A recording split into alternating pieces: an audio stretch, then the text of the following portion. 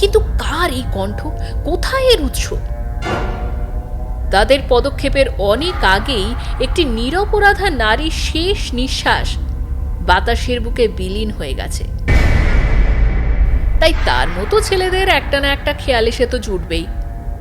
দীপকের কিন্তু রহস্যভেদটা খেয়াল না হয়ে একেবারে নেশায় এসে দাঁড়িয়েছিল। এখন এই কেসটা পরীক্ষা করবার জন্য আপনি যদি দয়া করে... আরে নিশ্চয়ই নিশ্চয়ই, আমি সব সময় তোমাকে সাহায্য করবার জন্য প্রস্তুত। আচ্ছা, আপনি বিজ্ঞান নিয়ে গবেষণা কতদিন করছেন? গবেষণা বললে হয়তো ভুল, শুধুই স্টাডি। তা প্রায় বছর 3-4 তো কম নয়। আমি আমি মনোরমা দেবীকে হত্যা করেছি, আপনি আমাকে গ্রেপ্তার করে নিয়ে চলুন।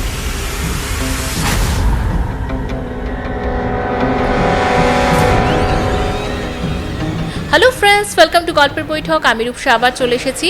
আর আজকে আমি আপনাদের শোনাবো লেখক স্বপন কুমারের লেখা দীপক চ্যাটার্জি সমগ্র থেকে অদৃশ্য সংকেত গল্পটির দ্বিতীয় বা অন্তিম পর্ব। তো চলুন শুনে নেওয়া যাক আজকের পর্বটি।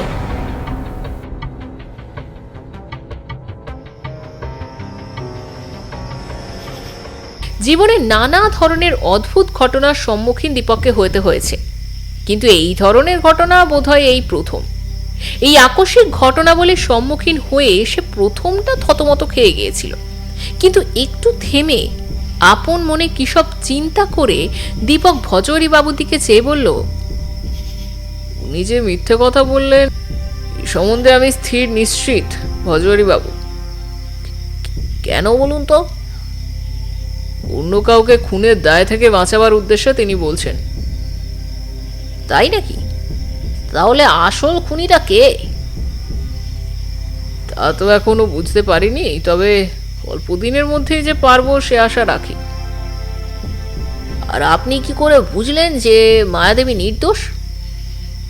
বিনয়বাবুর কথা থেকে। সে কি?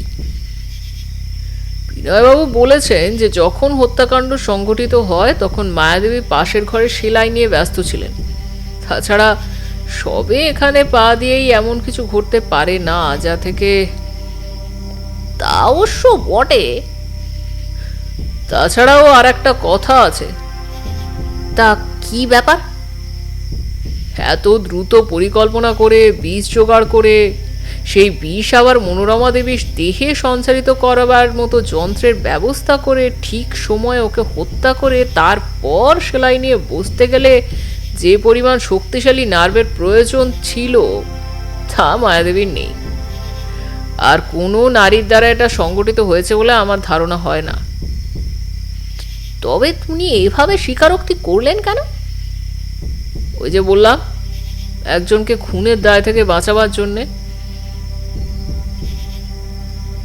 কিন্তু বিনয় বা অমল বা ওর ভাই অবনীবাবু যেই খুনি হোক না কেন, তাকে বাঁচাবার জন্য উনি এভাবে নিজেকে জড়িয়ে ফেলবেন, সেটাই বা আপনি এত দৃঢ়ভাবে বিশ্বাস করছেন কেন? ঘটনা পরম্পরা আমাকে এইরকম বিশ্বাস করতে বাধ্য করেছে ভজহরি বাবু। তবে অমল বা বিনয়ের জন্য মায়াদেবী এভাবে স্বার্থত্যাগ করবেন বলে তো মনে হয় না। ওরা দুজনেই ঈশানবাবুর এই দ্বিতীয়বার বিবাহকে খুব একটা সুনজরে দেখেননি। সুতরাং এবার অবনীবাবুর উপরে সন্দেহটা গিয়ে পড়াটাই স্বাভাবিক। কিন্তু অবনীবাবু হঠাৎ করে মনোরমা দেবীকে মারতে যাবেন কেন? সেরকম কোনো স্বার্থ তো ওর ছিল না। আর সুস্পষ্ট কোনো মোটিভ ছাড়া কেউ আবার খুন করে নাকি? এ কথা অবশ্য আমি জানি, তবে সেটাই তো আমাদের বের করতে হবে। অবনীবাবুকে এক্ষুনি এখানে ডেকে আনার ব্যবস্থা করুন, কয়েকটা প্রশ্ন করতে চাই তাকে। বেশ, আমি কিন্তু স্যার এখনো বিশ্বাস করতে পারছি না যে অবনীবাবুই এই খুন করতে পারেন। অবনীবাবু সম্বন্ধে সংক্ষেপে একটা কথাই বলা যায় যে তিনি অত্যন্ত চাপা প্রকৃতির। সাধারণভাবে কোনো প্রশ্ন করেই তার কাছ থেকে মামুলি উত্তর ছাড়া সেরকম কোনো কিছু পাওয়া গেল না। অবশেষে কিছুক্ষণ চিন্তা করে দীপক বলল, আপনার বোন মায়াদেবী নিজেকে খুনি বলে স্বীকার করেছেন। হ্যাঁ, সে কি? আকস্মিক এই কথাটা শুনে অবনীবাবু অদ্ভুতভাবে চমকে উঠলেন। আর দীপক এই সুযোগেরই প্রতীক্ষা করছিল। সে এবার বলল, তিনি কিন্তু খুনি বলে আমাদের মনে হয় না। আমরা মনে করি যে খুন করেছে তাকে রক্ষা করবার জন্যই উনি এই মিথ্যে কথাটা বলেছেন। অর্থাৎ উনি চান না যে খুনি ধরা পড়ুক বা তার ফাঁসি হোক। কিন্তু খুনিটা কে? যাকে বাঁচাবার জন্য মায়াদেবী নিজেকে বিপন্ন করতে পারেন এমন একজন নিশ্চয়ই। হ্যাঁ, আমি তো কিছুই বুঝতে পারছি না দীপকবাবু। খুনের সময় আপনি কোথায় ছিলেন? সে সময় কোথায় ছিলাম ঠিক মনে নেই। মিথ্যে কথা। আপনি বিশ্বাস করুন, বোধহয় মায়াকে কি একটা কথা বলবার জন্যই আমি দোতলায় তাকে খুঁজতে গিয়েছিলাম। এটাও খুবই অবিশ্বাসযোগ্য অবনীবাবু। দেখুন, আপনি সত্যি কথা না বললেও কিন্তু আমরা তা বের করতে পারবই। অনর্থক খানিকটা দেরি করিয়ে আমাদের তদন্তের পথে বাধা সৃষ্টি করে আপনার কোনো লাভ হবে না। আপনি বিশ্বাস করুন, আমি খুনের ব্যাপারে যা বলেছি তার চেয়ে এক বর্ণও বেশি জানি না। বেশ, আপনি যখন বলবেন না তখন না হয় আমরা অন্য কিছুই করব। এর ফলে আপনি নিজের বিপদকেই বাড়িয়ে তুলছেন। যাকে আজ চলি। আশা করি আপনি নিজে চিন্তা করে পরে সব কথা আমাদেরকে খুলে বলবেন। দীপক আর কোনো কথা না বলে উঠে দাঁড়ায় বাড়ির দিকে রওনা হবার উদ্দেশ্য নিয়ে।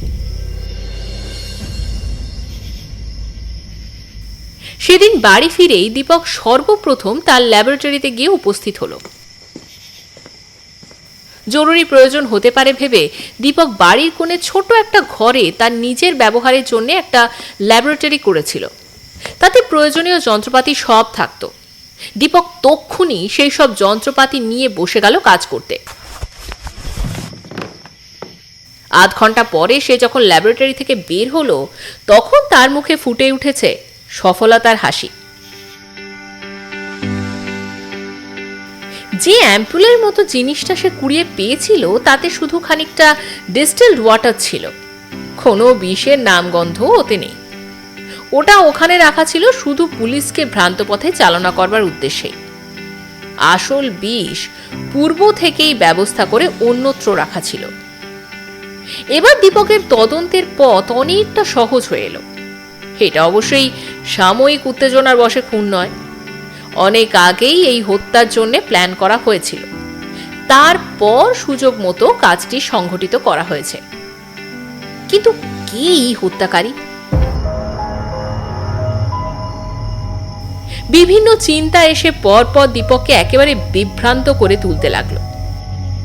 সামনে বিরাট অন্ধকার, তার মধ্যে সামান্য একটি মাত্র আলোকের রেখা শুধু দেখা যাচ্ছে, তবে তাও খুবই অস্পষ্ট, ক্ষীণ।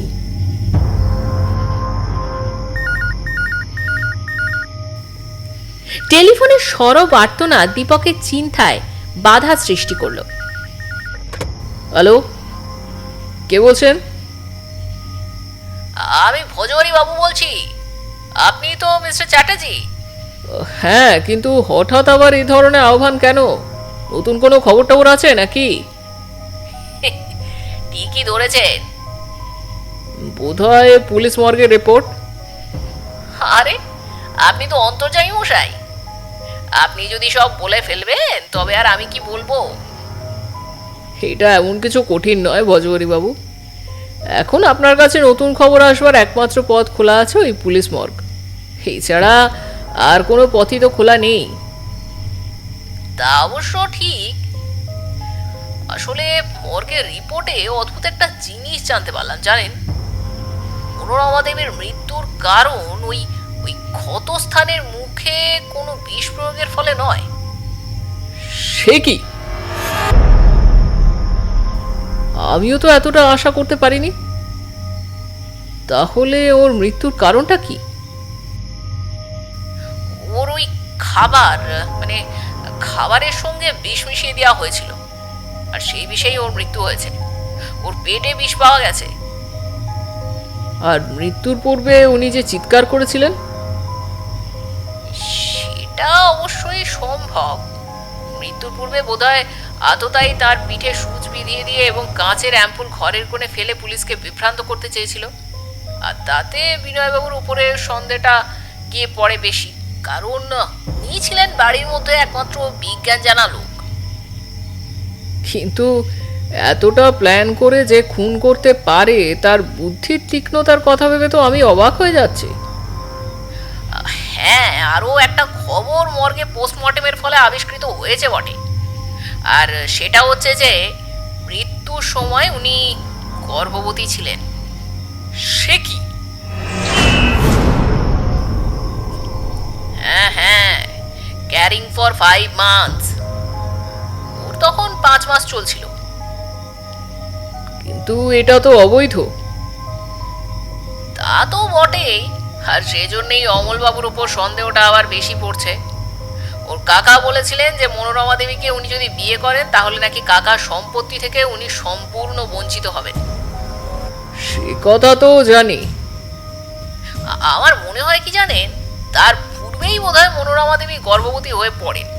উনি ইতিপূর্বে বোধহয় তা জানতে পারেননি। পরে জানতে পেরে উনি মনোরমা দেবীকে হত্যা করে নিষ্কণ্টক হতে চাইলেন। নট আনলাইকলি, অসম্ভব কিছুই নয়। এদিকে ব্যাপারটা যে বের হয়ে যেতে পারে ভেবে উনি সূর্যের আগায় বিষ ইত্যাদির অবতারণা করে এবং ঘরের কোণে অ্যাম্পুল ফেলে রেখে পুলিশকে বিভ্রান্ত করবার চেষ্টাও করলেন। সন্দেহটা গিয়ে স্বাভাবিকভাবে বিনয়বাবুর ওপরই পড়বে। কিন্তু আমি তো আরেকটা কথা ভাবছি ভজহরি বাবু। কি কথা বলুন তো? মায়াদেবী হঠাৎ নিজেকে খুনি বলে স্বীকার করলেন কেন? সেটা অবশ্য একটা প্রশ্ন বটে। অমলবাবুর প্রতি ওর এতটা আকর্ষণের কারণ কি হতে পারে? সেটা তো এখনো আমিও বুঝতে পারছি না। আমার মনে হচ্ছে কি বলুন তো দীপকবাবু, বোধহয় কোনো একটা বিরাট গলদ রয়ে গেছে, কিন্তু কোথায় যে গলদটা সেটা ঠিক আমরা ধরতে পারছি না।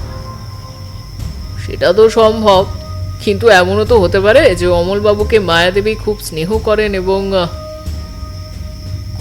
বেশি সম্ভব নয়। আমি তো যতটা দেখেছি তাতে মনে হয়েছে অমলবাবু মায়াদেবীকে খুব সুনজরে দেখেন না। শ্যানবাবুর এই দ্বিতীয়বার বিয়ে তিনি খুব একটা সুনজরে নেননি, আর তার মনোভাবটা এখনো পূর্ণ মাত্রায় রয়েছে।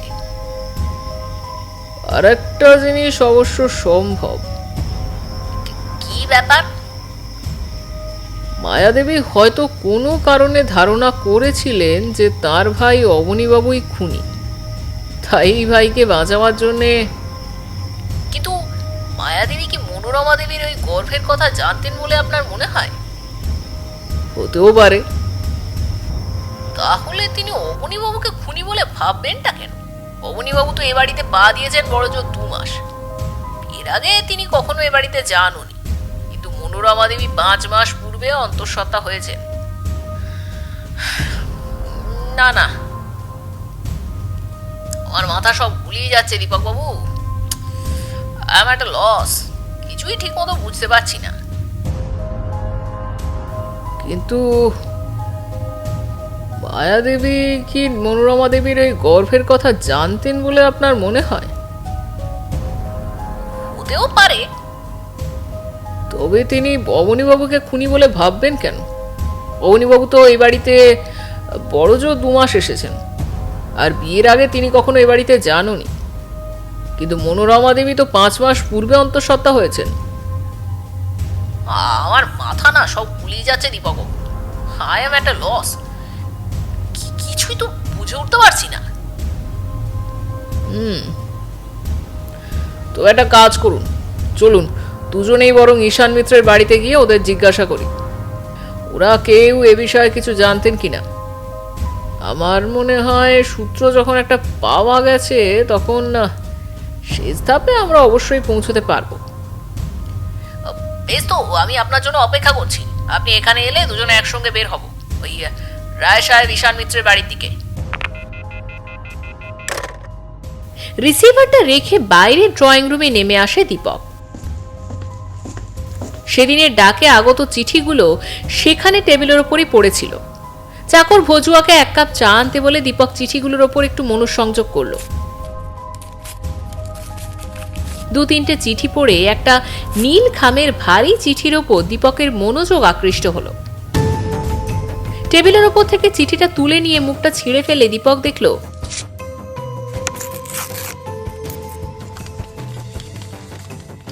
চিঠিটা ইংরেজিতে লেখা এবং টাইপ করা। তার মর্মার্থ অনেকটা এই রকম: প্রিয় দীপক বাবু, আশা করি আপনার নিজের স্বার্থেই আপনি রায় সাহেব ঈশান মিত্রের বাড়ির ঘটনা থেকে দূরে সরে দাঁড়াবেন। আপনার যে বুদ্ধি আছে সেটা আমি সর্বতোভাবে স্বীকার করি, তবে অতি বুদ্ধি না ভালো নয়। তাছাড়া পারিবারিক ব্যাপারে মাথা ঘামিয়ে নিজের জীবন বিপন্ন করে আর কি লাভ বলুন? আপনি যদি এই কেস থেকে সরে দাঁড়ান তবে যথা সময়ই 500টি টাকা ডাক মারফত আপনার খাতে গিয়ে পৌঁছবে, অন্যথায় আপনার জীবন বিপন্ন হতে পারে বলে আমার ধারণা। প্রীতি ও শুভেচ্ছা জানবেন, ইতি আপনার কোনো শুভার্থী। চিঠিখানা পড়ে দীপক বিড়বিড় করে বলে, তাহলে তো অবশ্যই আমাকে এই ব্যাপারে আত্মনিয়োগ করতে হয়। তখনই সে মোটরে চড়ে বেরিয়ে পড়ে রায় সাহেব ঈশান মিত্রের বাড়ির উদ্দেশ্যে। অমল আর বিনয় বাইরের হলঘরে বসে নিজেদের মধ্যে কি নিয়ে যেন একটা আলোচনা করছিল। এমন সময় সেখানে দীপক গিয়ে উপস্থিত হলো।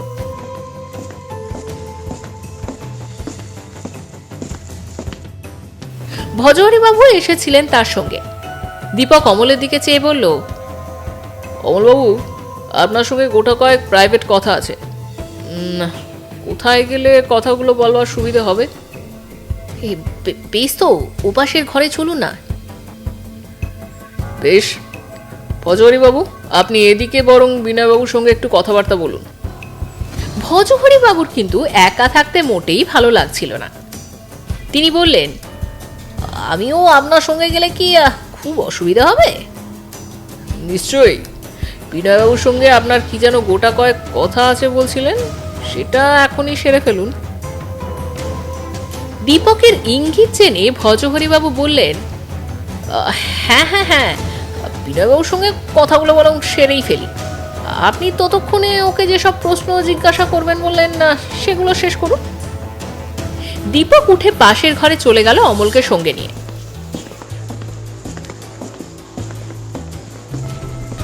আপনি আবার যে হঠাৎ করে ফিরে এলেন মিস্টার চ্যাটার্জি? একটা নতুন জিনিস হঠাৎই আবিষ্কার করে ফেললাম কিনা, তাই। আবিষ্কার? কি আবিষ্কার? মনোরমা দেবীর মৃত্যুর কারণ তার পিঠে যে আঘাত দেখা গেছে সেটা নয়। খাবারের সঙ্গে ইতিপূর্বে বিষ মিশিয়ে তার মৃত্যুকে আসন্ন করে তোলা হয়েছিল। আপনি তা কি করে জানলেন? Postmortem report. সে তো বটেই, আরো গোটা কয়েক আশ্চর্য খবর আপনাকে দিতে চাই অমলবাবু। বলুন। প্রথম খবর, আপনার কাকিমা মায়া দেবী নিজ মুখে স্বীকার করেছেন যে তিনি নাকি মনোরমা দেবীকে খুন করেছেন। সে কি?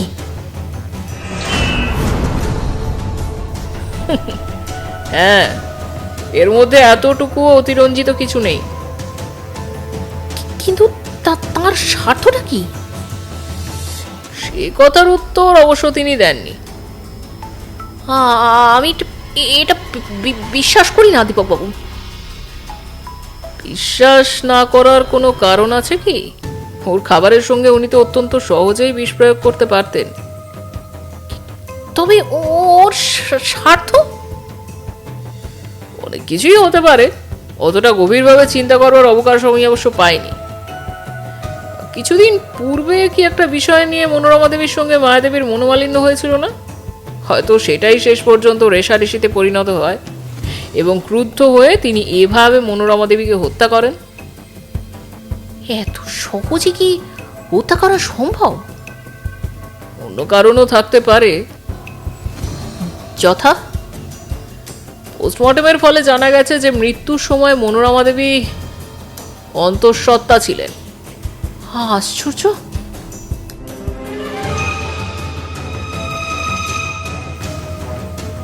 কথাটা অমল এমন ভাবে বলল যে আকাশ থেকে বজ্রপাত হলেও সে বোধহয় এতটা চমকে উঠত না। আপনি তো কিছুদিন পূর্বে মনোরমা দেবীকে বিয়ে করবেন বলে স্থির করেছিলেন, তাই তো? হ্যাঁ, কিন্তু তারপরে হঠাৎ বিয়ে করলেন না কেন? সে অনেক কথা দীপক বাবু, সেসব কথা আমাদের আলোচনার বাইরেই থাকা উচিত। কিন্তু সেসব কথা যে আমাদের প্রয়োজনের গণ্ডির মধ্যে এসে পড়েছে অমলবাবু। সংক্ষেপে বলতে গেলে কাকার গুরুতর আপত্তি এর প্রধান কারণ। বিধবা বিবাহের সমর্থন জানালে পরিবারের ঐতিহ্য বিনষ্ট হবে এই ধারণাই তার মনে ছিল। তাই তিনি আপত্তি জানিয়ে বলেন যে আমি যদি তার কথা না মানি এবং জোর করে বিয়ে করতে চাই তাহলে আমি তার কাছ থেকে আর কোনো দিন কোনো সাহায্য পাবো না। সেটা তা প্রায় কতদিন আগে? প্রায় 1 বছর। তারপর কি মনোরমা দেবীর প্রতি আকর্ষণ আপনার কমে এসেছিল? না, তা নয়। তাহলে কাকার কথাটাই শেষ পর্যন্ত মেনে নিলেন কেন? সত্যি কথা বলতে গেলে নিজের পায়ে দাঁড়াবার মতো অর্থ উপার্জন করবার চেষ্টায় আমি ছিলাম। মনোরমা আমাকে পূর্বে কয়েকবার বলেছিল যে আমি যেন তাকে নিয়েই বাড়ি ছেড়ে অনেক দূরে চলে যাই, তবে আমি তার সে কথা মেনে নিতে পারিনি।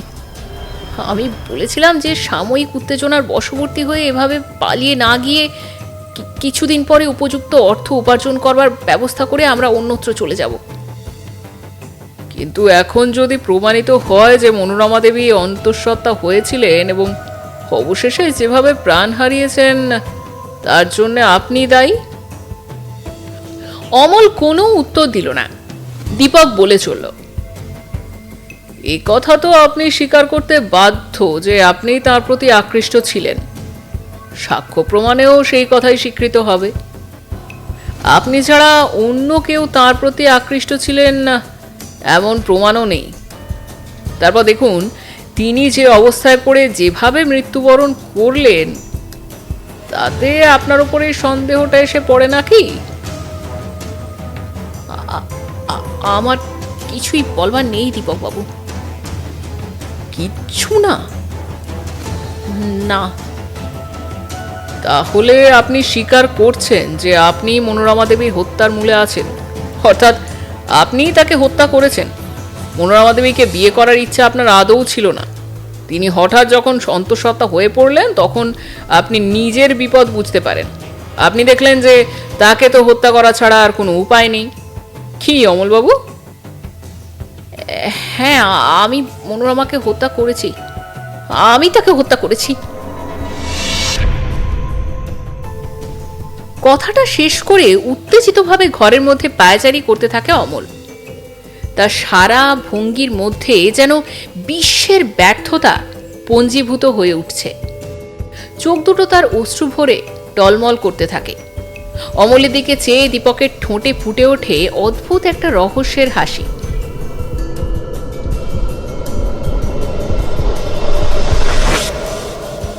বিনয়ের সঙ্গে ভজহরিবাবুর কথা হচ্ছিল। ভজহরিবাবু কিছুক্ষণ চুপচাপ বসে থেকে কি যেন সব চিন্তা করছিলেন।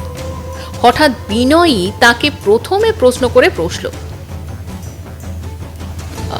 আচ্ছা, আপনি এই খুনের তদন্ত ব্যাপারে কতদূর অগ্রসর হলেন ভজহরিবাবু? বেশি দূর নয়। সে কি? হ্যাঁ, মানে খুনিকে তা এখনো আমরা স্থির করতে পারিনি। তবে তদন্তের ফল কি হলো? এই খানিকটা এগিয়েছি মাত্র। কিসের উপর নির্ভর করে? সন্দেহ আর প্রমাণের ওপর। ধন্যবাদ ধন্যবাদ। তবে সন্দেহটা ঠিক কার উপর পড়েছে বলতে পারবেন? এই ব্যাপারে আমাকে মাফ করবেন, সেটা বলতে আমার একটু বাধা আছে। বেশ, পুলিশ মর্গের রিপোর্টে যে যে তথ্য প্রকাশ পেয়েছে তাতে কেসটা আরও জটিল হয়ে উঠেছে। তাই নাকি? কি কি তথ্য আবার প্রকাশ পেল? ও, সেগুলো জানে না বুঝি? না, এখনো জানবার সৌভাগ্য হয়নি। বেশ, তাহলে শুনুন। প্রথম তথ্য এই যে আমরা জানতে পেরেছি পিঠের ওই ছোট ক্ষতস্থানে বিষ প্রয়োগে মনোরমা দেবীর মৃত্যু হয়নি। তবে ওটা স্রেফ ভাঁওতা। তার পেটে বিষ পাওয়া গিয়েছে এবং তাতে বোঝা যায় যে খাবারের মাধ্যমেই বিষ প্রয়োগ করা হয়েছিল। আশ্চর্য!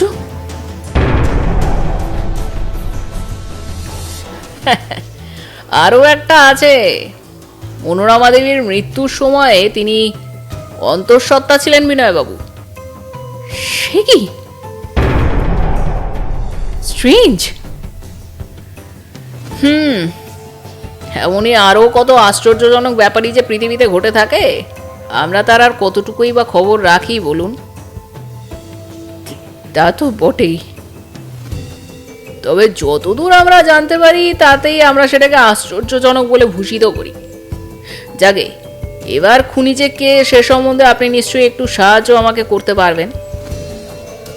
কিন্তু এই দুটো তথ্য জানা সত্ত্বেও যদি বলি যে খুনি কে তা এখনো আমাদের ধারণার বাইরে রয়েছে, তা তো হয় না বিনয়বাবু।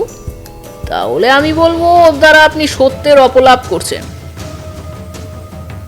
হয়তো তাই, কিন্তু এর বেশি আপাতত আমার পক্ষে বলা সম্ভব নয়।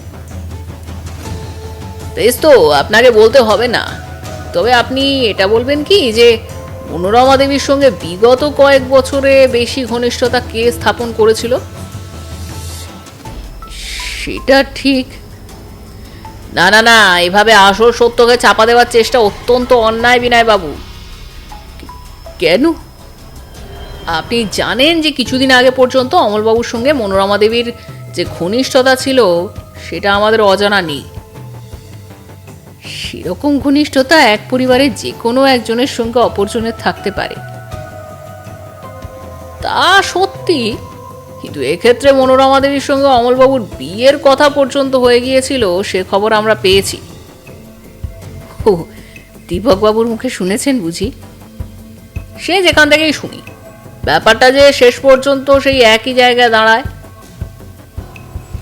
ছোট একটা কথার উপর নির্ভর করে আপনার এমন তুচ্ছ জিনিসের ভিত্তিতে একটা বিরাট সিদ্ধান্ত গঠন করতে চান, তা শুনলে তো সুস্থ লোকের হাসি পাবে ভজহরিবাবু। কিন্তু ছোট ছোট সিদ্ধান্ত ধরে অগ্রসর না হলে তো অন্ধের মতো ঘুরে বেড়াতে হয় বিনয়বাবু। না না, সে কথা একদমই ভুল। সত্য কথা বলতে গেলে বলতে হয় যে আপনাদের এই লাইন অফ প্রোগ্রেস অর্থাৎ অগ্রগতির পথটাই হচ্ছে ইতস্তত টুকরো ঘটনার পেছন অন্ধের মতো ছুটে চলা, এই আর কি। এ কথা বলছেন কেন?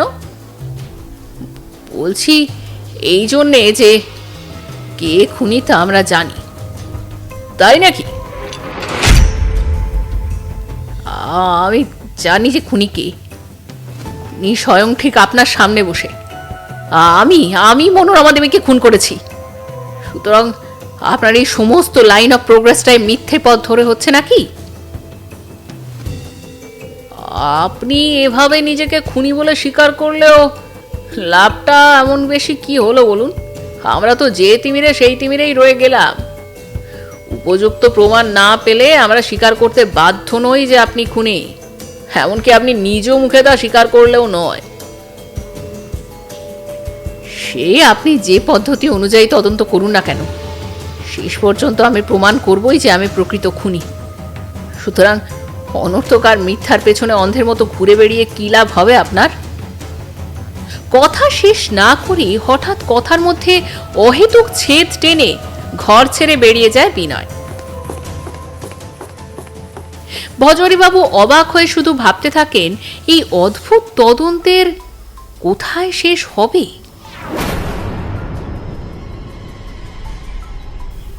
ঈশানবাবুর বাড়ি থেকে বেরিয়ে এসে ভজহরিবাবু লক্ষ্য করলেন যে দীপকের মুখ অহেতুক গম্ভীর। তার থমথমে মুখের দিকে চেয়ে ভজহরিবাবু কোনো প্রশ্ন করতে আর ইচ্ছে করলেন না। সে যেন চিন্তিত মনে কি এক গভীর ভাবনার অতলে ডুব মেরেছে। একসময় ভজহরিবাবু হঠাৎই বলে ফেললেন, বিনয়বাবু কিন্তু নিজেকে খুনি বলে স্বীকারোক্তি করেছেন দীপকবাবু। তাতে আর লাভটা কি হলো বলুন? এদিকে অমল তো আমার কাছে একটু আগেই বলল যে সেই হচ্ছে আসল খুনি। এরকম ঝামেলায় তো আগে পড়িনি মশাই। যাকে এবার নতুন একটা অভিজ্ঞতা লাভ তো হলো। হাজার হোক, তার একটা মূল্য অবশ্যই আছে। কিন্তু এইদিকে তদন্তের যে কি ছাই মাথা মুন্ডু হচ্ছে কিছুই তো বুঝতে পারছি না। আরে বাবা দাঁড়ান দাঁড়ান, আগে বাড়ির বাকি কজন লোকও এই সঙ্গে নিজেদের খুনি বলে স্বীকার করুক, তারপর যা হয় চেষ্টা করা যাবে। তা অবশ্য মায়াদেবী, বিনয়বাবু আর অমলবাবু তো হয়েই গেছে, এবার বাকি সকলেও অমনি করবে নাকি? আশ্চর্য নয়। তবে ওদের স্বার্থটা কি? স্বার্থ কিছুই নয়, শুধু পরার্থ। মানে? একজন অপরকে বাঁচাবার জন্যে নিজের ঘাড়ে দোষটা গ্রহণ করছে, আর একজন আবার তাকে বাঁচাবার জন্যে চেষ্টা করছে। এইসব কাণ্ড কারখানা চলছে। সে তো মশাই বড়ই গোলমেলে ব্যাপার। এক্ষেত্রেও তেমনই গোলমেলে বলেই আপনার মনে হচ্ছে নাকি? কতকটা তো বটেই। তাহলে শেষ পর্যন্ত কি দেখা যাবে অপরাধী কেউই নয়? অতটা আমি অবশ্য আশা করছি না। খুনি তো যে কেউ একজন আছেই, তবে আমরা তার কাছে গিয়ে এখনো ঠিকমতো পৌঁছতে পারিনি। তবে শীঘ্রই যে পারবো সে আশা আমি রাখি। এদের তিনজনের মধ্যে কি কেউ খুনি? সেটাও অসম্ভব নয়। তাহলে তো শেষ নির্ভর করছে আমাদের নিজেদের তদন্তের ওপরেই। ওদের স্বীকারোক্তিগুলো কোনো কাজেই আসছে না। সে তো বুঝতেই পারছেন। তাহলে তো এখনো কিছুদিন দেরি হওয়া সম্ভব। খুব বেশি হয়তো নয়, কেননা আমরা কাছাকাছি এসেই গেছি। সে কি? কেন, আপনি এখনো কিছু আন্দাজ করতে পারেননি? আমি ভাবছিলাম বোধহয় ওই মায়াদেবীর ভাই, ওই অবনীবাবুই এই ব্যাপারে লিপ্ত।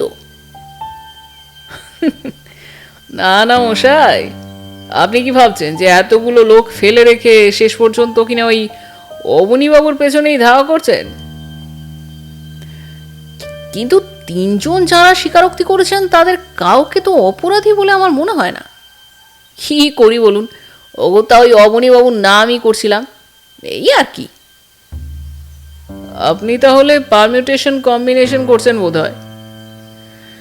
না, আপনার দ্বারা এই রহস্যের কিনারা হবে বলে তো আমার মনে হয় না। যাকে চলি ভজহরি বাবু।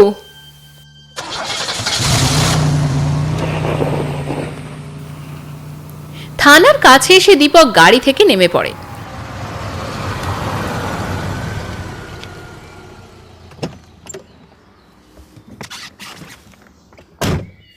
ড্রাইভার গাড়ি চালিয়ে দিলে দীপক পেছনের দিকে ফিরে তাকিয়ে মৃদু হেসে আপন মনে বলে, ওহো, এখনো আপনি বহু দূরে পড়ে আছেন। ধীরে ধীরে সে আপন মনে পথ দিয়ে এগিয়ে চলে।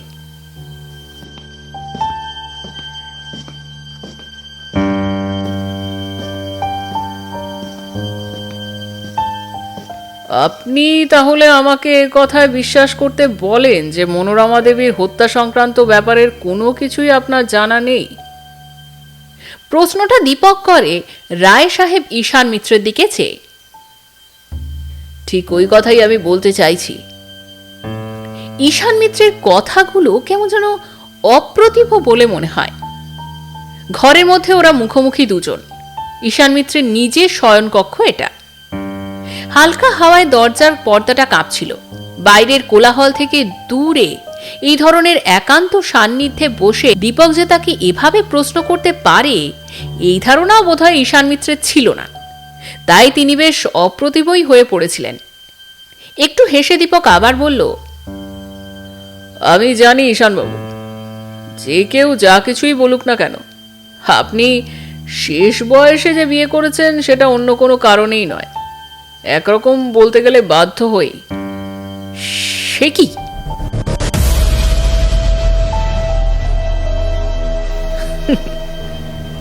ভয় নেই, আমি কথাটা অন্য কারোর কাছে প্রচার করব না যে বিয়ের আগেই আপনার সঙ্গে মায়াদেবীর পরিচয় ছিল।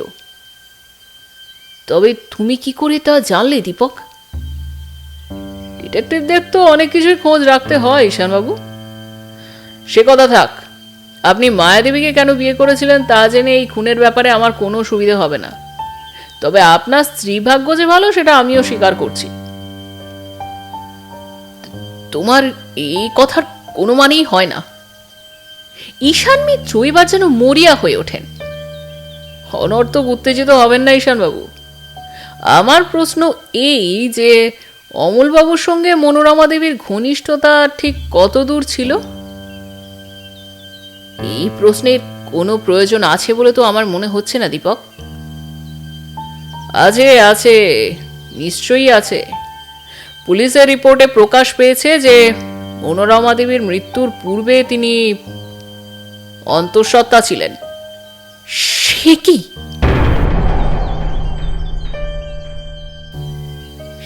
শেষ পর্যন্ত অমল তাহলে এইভাবে? যাক, সে সম্বন্ধে বরং পরে ভেবে দেখা যাবে। আপনি কি দয়া করে একটু মনোরমা দেবীর একখানা ভালো ফটো দিতে পারেন আমাকে? একটু প্রয়োজন আছে। হ্যাঁ, এক্ষুনি এক্ষুনি এনে দিচ্ছি। ঈশানবাবু ঘর ছেড়ে বেরিয়ে যান। দীপক এতক্ষণ যেন এই সুযোগই খুঁজছিল। দ্রুত এগিয়ে গিয়ে একটা সবখোল চাবি বের করে ড্রয়ারগুলো খুলে কি যেন খুঁজতে লাগলো।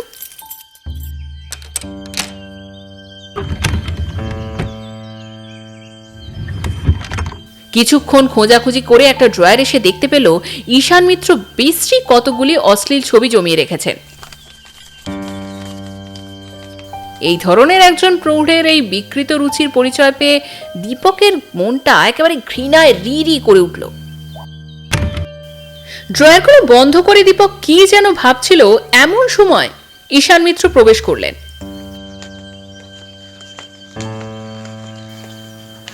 এই নাও মনোরমার ফটো।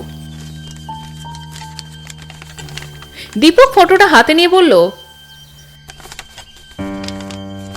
আচ্ছা চলি ঈশানবাবু, অনর্থক আপনাকে কিছুটা বিরক্ত করে গেলাম। না না, সে কি, তুমি বাবা যেদিন ইচ্ছে হবে এখানে আসবে। মনোরমার হত্যাকারীকে খুঁজে শীঘ্রই বের করো, এটাই আমি চাই। সে তো প্রায় একরকম হয়েই গেছে ঈশানবাবু। আমি দারোগা ভজহরিবাবুকে নিয়ে আসবো কাল সন্ধ্যার সময়। আপনাদের বাড়ির সকলকেই সেদিন হলঘরে গিয়ে উপস্থিত হতে হবে। সকলের সামনে সেদিন হত্যাকারীকে ধরিয়ে দেব। তোমার কার্যপদ্ধতি দেখে সত্যি আমি আনন্দিত দীপক। আশা করি তুমি অবশ্যই সফল হবে। দীপক মৃদু হেসে ঘর ছেড়ে বেরিয়ে যায়।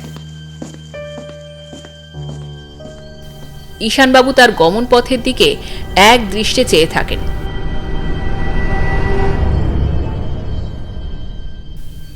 বাড়িতে ফিরে এসে দীপক সবে একটু বিশ্রাম নিচ্ছে, এমন সময় ফোনটা বেজে উঠল। হ্যালো, কে বলছেন? চিনতে পারবেন না। কণ্ঠস্বরটা কেমন যেন বিকৃত বলে মনে হলো। কি চাই? এক্ষুনি ঈশান মিত্রের বাড়ির তদন্ত থেকে সরে দাঁড়াবেন কিনা জানতে চাই। আপনি কে সেটা শুনে না হয়। আমি আপনার শুভেচ্ছার্থী বন্ধু। এখনো সময় আছে। সময় থাকতে থাকতে সরে দাঁড়ালে উপযুক্ত পারিশ্রমিক। তা সেই অঙ্কটা কত? 2000। ধন্যবাদ। তাহলে কি ব্যবস্থা করলেন? চিন্তা করে দেখি। এই আমার শেষ সাবধানবাণী দীপক চ্যাটার্জি, মনে থাকে জানো। দীপক কোনো উত্তর না দিয়ে রিসিভারটা নামিয়ে রাখে। ভজহরিবাবু দীপকের কথা শুনে এমন চমকে উঠবেন এই কথা দীপক আগে বুঝতে পারেনি মোটেই।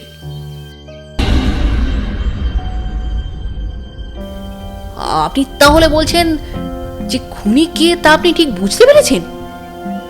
অবশ্যই। আর আজ সন্ধ্যায় আপনি যদি দয়া করে আমার সঙ্গে চলেন তাহলে আপনাকে হাতে হাতে ধরিয়েও দেব। অসম্ভব। পৃথিবীর তো অনেক কিছুকেই বাইরে থেকে অসম্ভব বলে মনে হয় ভজহরি বাবু। তাহলে কি আপনি বলতে চান ভোজবিদ্যা জানেন মশাই আপনি?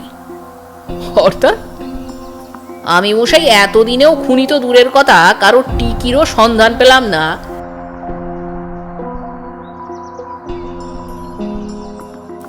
আর আপনি বলেন কি না যে একেবারে খুনির সন্ধান বের করে বসে আছেন? হ্যাঁ, আমি সত্যি কথা বলছি।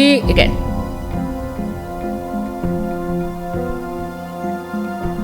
আমি কি সত্যি কথা বলছি কি না সেটা তো আমার সঙ্গে গেলেই টের পাবেন। যাকে এখন 5:30 বাজে, চলুন আমরা বরং রওনা দিই।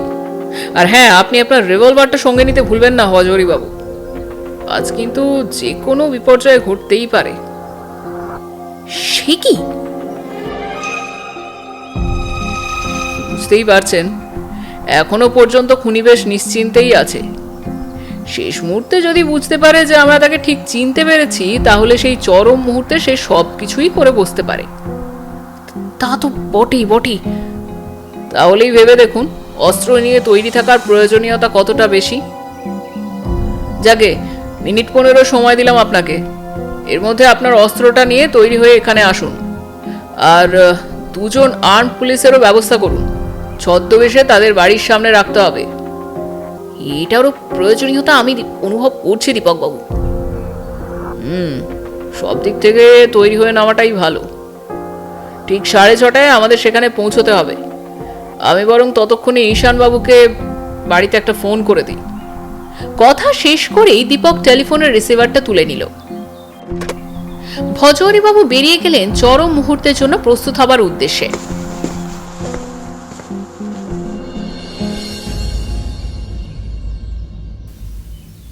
প্রায় 1 ঘন্টা পরে রায় সাহেব ঈশান মিত্রের বাড়িতে পৌঁছে দীপক দেখতে পেল যে বাড়ির সকলে হলঘরে এসে একত্রে বসে আছে।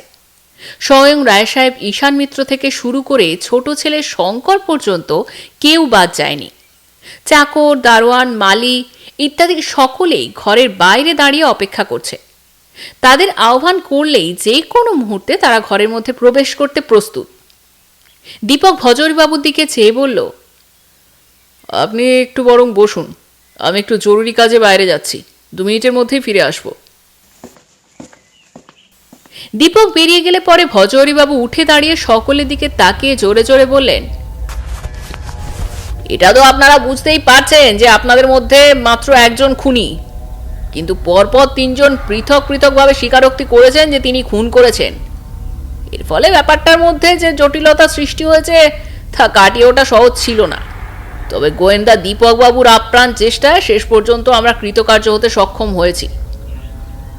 ঘরের মধ্যে নিশ্চিম চুপচাপ, প্রত্যেকেই পরস্পরের মুখের দিকে চাইছে। তাদের সেই অবর্ণনীয় উৎকণ্ঠা ভাষায় প্রকাশ করা সত্যিই কষ্টকর। ভজহরিবাবু একটু থেমে আবার বলে চললেন, হ্যাঁ, মাত্র একটি অদৃশ্য সংকেতের উপর নির্ভর করেই দীপকবাবু শেষ সিদ্ধান্তে পৌঁছতে সক্ষম হয়েছেন। মাত্র একটি সংকেত। আপনারা কেউ এবং আমিও সেটা অনুমান করতে পারিনি। কিন্তু কি সেই অদৃশ্য সংকেত? সজোরে বলে উঠল ঈশানবাবুর বড় ভাইপো অমল। সেই সংকেতটি হচ্ছে মনোরমা দেবীর নামে কোনো একটি ব্যাংকে 50,000 টাকা জমা পড়েছিল। তারপর মনোরমা দেবীর আকস্মিক মৃত্যুর পর যে টাকাটা জমা দেয় সেটা উইথড্র করে। সে কি? কে সেই লোক? কি ব্যাপার? টাকা জমা কেন? একসঙ্গে এতগুলো প্রশ্ন বেরিয়ে এলো সকলের মুখ থেকে। প্রত্যেকের ভঙ্গির মধ্যেই ফুটে উঠেছে অদ্ভুত উৎকণ্ঠা আর প্রবল উত্তেজনার ছাপ। টাকা জমা দেওয়ার এই অদৃশ্য সংকেতের উপর নির্ভর করে দীপকবাবু এগোতে সক্ষম হলেও আমরা কিন্তু এক পাও এগোতে পারিনি। তাই তিনি এসেই সবকিছু ব্যাখ্যা করবেন। কথা শেষ করে ভজহরিবাবু চেয়ারে বসে পড়লেন। এভাবে মাঝপথে কথা শেষ করায় সকলের উত্তেজনা আরও বৃদ্ধি পেয়ে যে অবস্থায় গিয়ে দাঁড়ালো তা বর্ণনাতীত। সকলের দৃষ্টি দ্বারের দিকে। দীপক চ্যাটার্জি গেলেন কোথায়?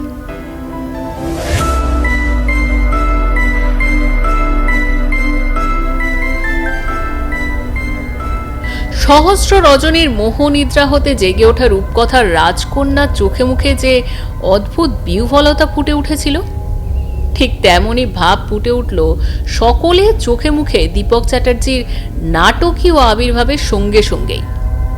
ঘরে পা দিয়েই দীপক শুরু করলো,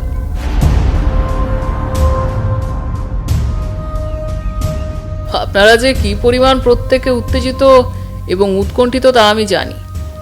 ধৈর্যের শেষ সীমায় এসে আপনারা পৌঁছেছেন, তবে আপনাদের ধৈর্যের ওপরে আরও কিছু আঘাত আমি করব, কারণ সবটাই আমাকে প্রথম থেকে বলতে হবে যে আপনারা তিনজনে পরপর স্বীকারোক্তি করেছেন নিজেদের খুনি বলে, তবে প্রত্যেককেই আমি পরীক্ষা করে দেখেছি। কিভাবে তা বরং আমি একে একে খুলে বলি। প্রথমে ধরা যাক মায়াদেবীর কথা। তিনি স্বীকার করেছেন আসল খুনিকে বাঁচাবার উদ্দেশ্যেই। তিনি দোষটা নিজের কাঁধে নিয়েছেন বটে, কিন্তু যে উদ্দেশ্যেই খুন সেদিক থেকে বিচার করলে তিনি যে নির্দোষ তা সহজেই বলা চলে। দ্বিতীয়জন বিনয়বাবু। প্রথমটা তার উপরে সন্দেহ হতে পারে বটে, তবে একটু ভাবলেই বোঝা যায় যে মনোরমা দেবীর সঙ্গে তার এমন কিছু নিবিড়তা ছিল না, তাই ওদিক থেকে তিনি নির্দোষ। তিনি অমলবাবুকে বাঁচাবার জন্যই এভাবে খুনের বোঝা কাঁধে নিয়েছেন। কিন্তু বিনয়বাবু, আপনাকে অনেক দুঃখের সঙ্গে জানাচ্ছি যে আপনার এই অনুমান ভুল। অমলবাবু আসল খুনি নন। সব দিক থেকে যদিও সন্দেহটা তার উপরেই গিয়ে পড়ে। আর এই কথাটাও বলতে বাধ্য হচ্ছি যে প্রথমে আমিও অমলবাবুকেই দোষী সাব্যস্ত করেছিলাম, কারণ আমি ভেবেছিলাম যে মনোরমা দেবীর অবৈধ সন্তানের পিতা হচ্ছেন অমলবাবু। তবে সেই সন্দেহ থেকে আপনি মুক্তি পেয়েছেন অমলবাবু, যখন ওই ব্যাংকে 50,000 টাকা জমা দেবার সংকেতকে আমি অনুসরণ করেছি। মায়াদেবীর ভাই অবনীবাবুও নির্দোষ, কারণ তার এতে কোনো স্বার্থ নেই। এবার আসা যাক আসল খুনির ব্যাপারে। আসল খুনি সব দিক থেকেই সবার ধারণার বাইরে। সেই ছিল মনোরমা দেবীর অবৈধ সন্তানের পিতা। মনোরমা দেবী তাকে ভয় দেখান যে 50,000 টাকা তার নামে জমা না দিলে তিনি তার মুখোশ খুলে ধরবেন। মনোরমা দেবীর ইচ্ছা ছিল যে এই টাকাটা নিয়ে তিনি কাশীর পথে পা বাড়াবেন। আত্মীয়দের সংস্রব থেকে দূরে তার শেষ জীবন কাটাবার ইচ্ছে ছিল। তবে খুনি দেখলো যে কাশীতে গিয়েও যদি মনোরমা দেবী তাকে নিস্তার না দেন। তাছাড়া এভাবে ব্ল্যাকমেল করার তো সুবিধা অনেক।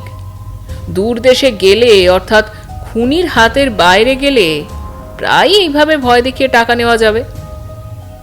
খুনি তাই দেখলো যে আসলে 50,000 টাকা দিয়েও সে একেবারে নিস্তার পাবে না, বরং হাতের বাইরে গেলে আরো অসুবিধে বাড়বে।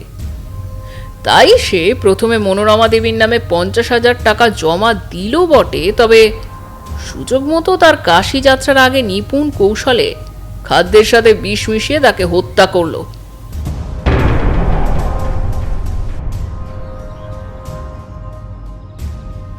যাতে সন্দেহটা অন্যের উপর পড়ে, এই উদ্দেশ্যে সে তার পিঠে ক্ষত সৃষ্টি করলো আর ভাঙা অ্যাম্পুলও ফেলে রাখলো। Stop it! বন্ধ করো এসব, বন্ধ করো! চিৎকার করে কথাগুলো বলে উঠে উত্তেজিত হয়ে দাঁড়িয়ে পড়লেন রায় সাহেব ঈশান মিত্র। হাতে তার একখানা দামি অটোমেটিক রিভলভার চকচক করছে দেখা গেল। দীপকের দিকে লাফ দিয়ে পড়লেন তিনি। দীপকের এর জন্য প্রস্তুতি ছিল। সে মেঝের উপর শুয়ে পড়ল। সঙ্গে সঙ্গে এর উপর একটা তীব্র শব্দ, আর তার সাথে প্রচুর ধোঁয়া। গুলিটা লক্ষ্যভ্রষ্ট হয়ে গিয়ে দালানে বিদ্ধ হলো। ভজরীবাবু এতক্ষণ সুযোগ খুঁজছিলেন। তিনি রায় সাহেব ঈশান মিত্রের হাতটা চেপে ধরে রিভলভারটা কেড়ে নিলেন। তারপরে তীব্র একটা ঘুষি এসে আচমকা পড়ল ভজহরিবাবুর নাকে। তিনি ছিটকে পড়তেই ঈশানবাবু এক লাফে ঘর থেকে বেরিয়ে ছুটলেন দোতলার দিকে। দীপক আর ভজহরিবাবু ছুটলেন পেছন পেছন, কিন্তু তাকে ধরবার আগে তিনি দোতলা পেরিয়ে উঠলেন 3 তলার ছাদে। সেখান থেকে প্রশস্ত রাজপথের উপর ঝাঁপিয়ে পড়লেন তিনি। দীপক আর ভজহরিবাবু উপর থেকে নেমে রাস্তায় এসে দেখতে পেলেন রায় সাহেব ঈশান মিত্রর মাথার খুলির একটা অংশ ভেঙে গেছে। বাঁ পা ডান হাতেরও একই অবস্থা। তক্ষুনি তাকে হাসপাতালে পাঠাবার ব্যবস্থা করা হলো। ঘন্টা 4-5 পরে রায় সাহেব ঈশান মিত্রের মৃত্যু হলো। তার পরিবারের সকলে দীপক আর ভজহরিবাবুকে অনুরোধ করলেন পারিবারিক এই ব্যাপারগুলো সাধারণের কাছে প্রকাশ না করতে। দীপক আর ভজহরিবাবু অনুরোধও রক্ষা করলেন। পরদিন প্রত্যেকটি সংবাদপত্রে শোক সংবাদের স্থানে তাই ছাপা হলো। রায় সাহেব ঈশান মিত্রের শোচনীয় অপমৃত্যু। 3 তলার ছাদ হইতে অকস্মাৎ পা পিছলাইয়া রাস্তায় পড়িয়া রায় সাহেব ঈশান মিত্র মারাত্মকভাবে আহত হন। পরে হাসপাতালে 4-5 ঘন্টা পরেই তার মৃত্যু হয়। আমরা তাহার শোক সন্তপ্ত পরিবারবর্গকে সান্ত্বনা জানাইতেছি। এই ঘটনার পর দীপক ঈশানবাবুদের বাড়ি যে 2-1 বার না গেছে তা নয়, তবে এই ব্যাপারগুলো নিয়ে সে কোনো আলোচনাই করেনি। শুধু ইন্সপেক্টর ভজহরিবাবু মাঝে মাঝে দীপককে বলেন, সত্যি আপনার তদন্তের ধারাগুলো আমার আজও অদ্ভুত লাগে মিস্টার চ্যাটার্জি। তাই নাকি?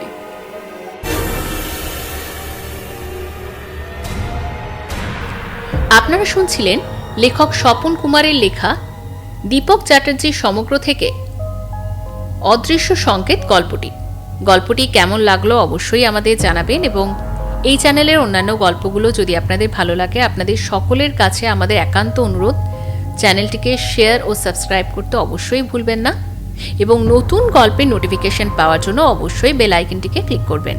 আজকে তবে এ পর্যন্তই, পরে আবার দেখা হচ্ছে অন্য একটি গল্পের সঙ্গে। নমস্কার।